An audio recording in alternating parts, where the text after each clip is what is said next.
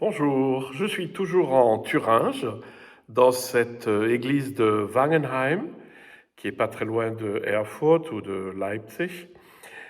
Et ce matin, j'ai thématisé dans le groupe où je suis la symbolique de Jéricho. Vous connaissez tous, je pense, l'histoire de Jéricho. C'est la conquête et Josué fait passer les trompettes 7 jours de suite autour des murailles de Jéricho, une ville qu'il assiège. Et le 7e jour, les trompettes passent 7 fois, les murailles tombent et la ville est conquise. Alors, dans la lecture spirituelle, c'est intéressant parce que ça revient assez souvent. Et ça vient, par exemple, juste avant l'épisode de l'aveugle Bartimée, dont je vous ai déjà parlé, où Bartimée, qui est un aveugle de naissance, voit. Et juste avant le récit, il y a une petite indication qu'on se demande ce qu'elle fait là, où Jésus entra dans Jéricho et il en sortit.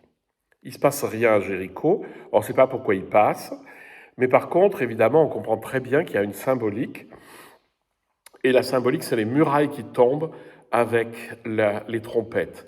Alors, au-delà d'un événement qui n'est pas historique, parce que on n'a jamais retrouvé les murailles de Jéricho de cette époque-là, c'est pas grave parce que tous les textes bibliques, à part quelques-uns, qui sont vraiment historiques, assez, enfin attestés, etc., mais il y en a beaucoup, beaucoup, qui sont des relectures a posteriori et surtout des relectures spirituelles. Et là, la lecture spirituelle est assez simple. C'est-à-dire que, évidemment, Jéricho, c'est moi, et les murailles, c'est tout ce qui me referme sur moi, tous les conditionnements, les trucs égoïstes qui m'enferment en moi-même.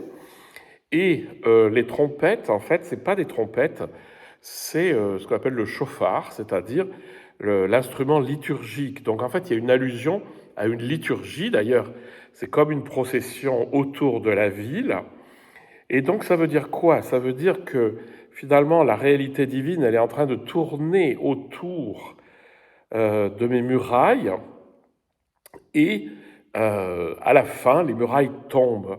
Et donc, du coup, le peuple peut rentrer dans la ville, ce qui veut dire que une fois que les murailles sont tombées, le divin peut rentrer en moi. Et donc, ce qui est intéressant dans cette histoire, c'est que c'est pas moi qui casse les murailles pour laisser le divin entrer, mais c'est le divin qui, de l'extérieur, les fait tomber. Et ça, c'est une grande chose au niveau de la spiritualité. C'est qu'en fait, c'est pas moi qui me défais de mes conditionnements, mais c'est justement la réalité divine, on va dire, ou l'amour qu'il y a en moi, ou la grande conscience qu'il y a en moi, vous utilisez les mots qui vous conviennent, qui vont finalement faire tomber ces conditionnements, les rendre caduques, les rendre non opérants, et faire en sorte que les murailles tombent. Et ça, c'est juste avant le passage de Bartimée qui va devenir justement, qui va voir, c'est-à-dire lui aussi, il y a des murailles qui vont tomber et il va voir.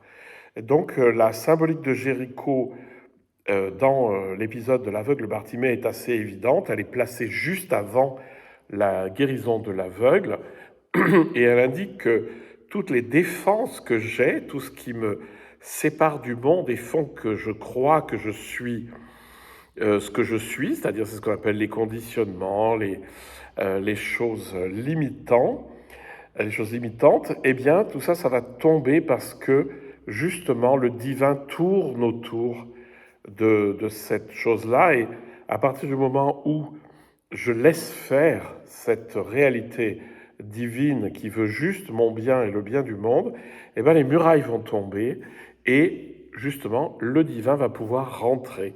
Voilà ce qu'on peut dire avec cette métaphore de Jéricho, qui va plus loin qu'un événement historique, qui va plus loin que juste une jolie histoire à raconter, un peu plus loin qu'un film qu'on pourrait faire.